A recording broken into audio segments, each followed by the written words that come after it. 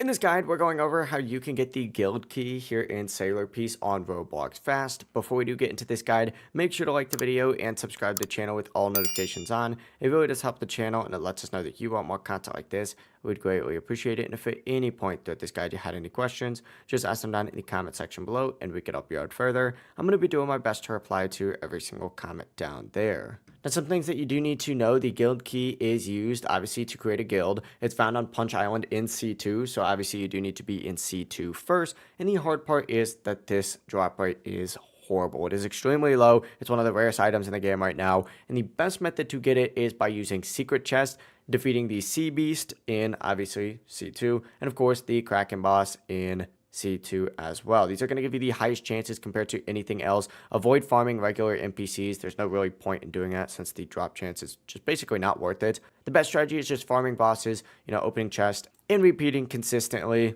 and just waiting for that drop. If you guys had any questions, ask them down in the comment section below and we could help you out further. I'm going to be doing my best to reply to every single comment down there. Before you do leave this guide, make sure to like the video and subscribe to the channel with all notifications on. It really does help us out. Let us know that you want more content like this. We'd greatly appreciate it. Have a great rest of your day though. Peace.